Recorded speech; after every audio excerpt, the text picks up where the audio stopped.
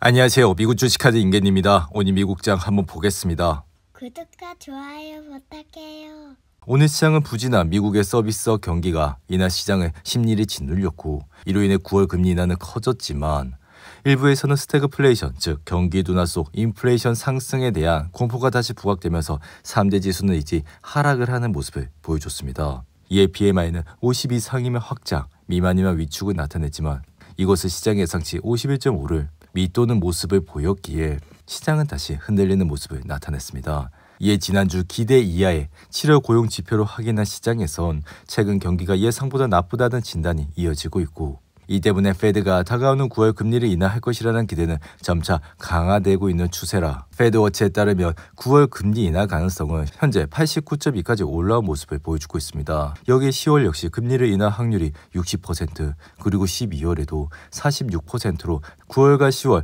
12월 모두 금리를 인하할 가능성이 현재는 가장 높은 수준이라 할 수 있는데요. 이에 저희 생각은 금리가 이렇게 인하가 된다면 당연히 주식시장에는 긍정적인 요소라 돈을 잘 벌고 매출이 올라가는 기업에는 긍정적인 영향을 끼칠 것이라 생각이 들며 그리고 현재 금리가 4.25에서 4.5% 수준이니 여기서 0.5포인트 그리고 1포인트씩 떨어진다고 하더라도 그렇게 경기가 심각하게 악화되는 현상은 나타날 것이라 생각을 하진 않기에 그리고 우리 구독자분들이 알아야 될 사항 중 하나는 현재 트럼프는 무역 관련해도 여전히 초점을 맞추고 있기에 다음 주쯤 반도체 관세도 발표될 예정이라 의약품 관세도 처음에는 소규모로 시작을 했다가 1년이나 1년 반 후에는 최고 250%까지 오를 수도 있다고 예고를 했기에 아무리 중국과 그리고 다른 나라들 간에 무역 협상이 잘 되고 있더라도 이러한 관세 이슈는 시장에 항상 존재하고 있다 할 수 있습니다. 한편 장 마감 직후 실적을 발표한 AMD는 실적이 별로인 것으로 나타남에 따라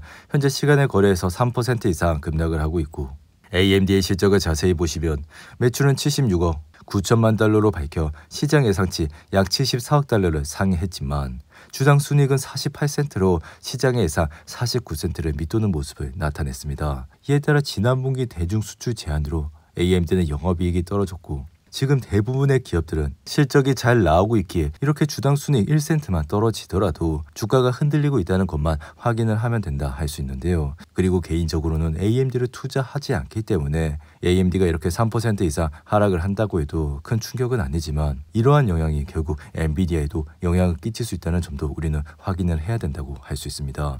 이에 인공지능 서버 전문 업체 슈퍼마이크로 컴퓨터 역시 시장의 예상치를 미달하는 실적을 발표하면서 현재 시간의 거래에서 15% 가까이 폭락을 하고 있고 슈마컴이 이렇게 하락을 하게 된 주요 배경은 결국에는 시장의 예상을 미달하는 실적을 발표했기 때문이라 할 수 있는데요.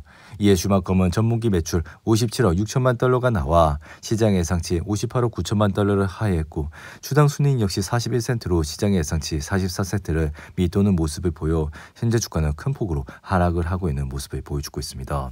이에 슈마컴의 차트를 보시면 올해 4월 바닥을 찍은 이후 지속적인 상승을 통해 최근에는 62달러까지 올라왔지만 이날 실적 발표로 다시 한번 주가는 흔들릴 것이라 생각이 들며 사실 슈마컴은 작년 3월 122달러까지 올라가며 주가는 최고 수준까지 올라갔지만 그 이후 실적 부진 그리고 공매도 이슈로 인해 주가는 하염없이 떨어지는 모습까지 보여줬다 할 수 있는데요. 이에 따라 줄곧 말씀을 드렸지만 지금 AI 시장에서 투자할 기업은 단연 1위 기업이라 이렇게 후발주자로 달려가는 서버 업체들의 경우 결국에는 경쟁사가 생기고 그런 경쟁사가 치고 나가게 된다면 결국에는 이 인공지능 바닥에서 살아날 수가 없기 때문에 우리는 AI 시장에서 독보적인 엔비디아에 절대적으로 관심을 가져야 된다고 말씀을 드렸는데요. 이 엔비디아는 이날 소폭 하락을 하면서 178달러까지 내려왔지만 여전히 최상단 부근에서 흐름을 이어가고 있고 이로 인해 아래 왼쪽에 보이시는 RSI는 65로 생각보다 주가는 과매수 상태가 아닌 것을 확인할 수 있습니다. 하지만 엔비디아 역시 현재 시간의 거래에서 소폭 하락을 하고 있고 그러한 이유는 슈퍼마이크로 컴퓨터와 AMD의 주가가 다소 흔들리고 있기 때문이라 할 수 있는데요. 그럼에도 뱅크 오브 아메리카는 엔비디아에 대해 매수 의견과 목표 주가를 220달러로 재확인했고 이번 2분기 엔비디아의 실적은 매출이 470억 달러에 달할 것으로 예상을 하기에 이는 시장의 컨센서스 458억 달러와 회사 자체 가이던스 450달러를 모두 웃도는 수준이 나타날 것이라 밝혔습니다. 이에 3분기 가이던스도 540억 달러 수준으로 상향될 것으로 전망을 하고 있고 이는 전분기 대비 두 자릿수 중반대 성장률이라 시장의 전망치 525억 달러도 상회하는 모습을 보여줄 것이기에 특히 중국으로서의 H27 출하가 공식 재개될 경우 매출은 최대 570억 600억 달러까지 확대될 가능성도 있다고 밝혔는데요. 이에 지난 4월 엔비디아의 실적을 통해 우리는 또 한 번 확인을 할 수 있듯이 그때는 시장 예상치를 상회하는 매출을 기록했음에도 중국 매출이 소폭 떨어져 다소 우려감도 있었지만 지금은 또다시 중국에 대한 수출이 엔비디아 실적에 긍정적으로 영향을 끼치게 돼 우리는 또다시 2분기와 3분기, 4분기 역시 엔비디아 실적의 좋은 모습을 보여줄 것이라 생각이 듭니다. 그리고 팔란티어는 이날 무려 7% 이상 상승을 하며 173달러까지 올라왔고 장중한 때엔 176달러까지 올라가 다시 한번 신고가를 달성하는 모습을 보여줬는데요. 이에 팔란티어는 지난 4월 1분기 실적 발표 당시 시장 예상치를 상회했음에도 불구하고 주가는 10% 가까이 하락을 하면서 시장에 큰 충격을 줬지만 이후 바로 반등을 하는 모습을 보여 현재 주가까지 올라가는 모습을 나타냈고 그동안 이렇게 주가가 올랐음에도 불구하고 주가가 올라가면 떨어지는 모습을 보이고 그리고 주가가 오르면 또다시 떨어지는 모습을 보여 아래 왼쪽에 보이시는 RSI는 주가가 크게 올랐음에도 불구하고 74 수준으로 과열 상태인 80까지는 다소 거리가 있는 모습을 나타내고 있는데요.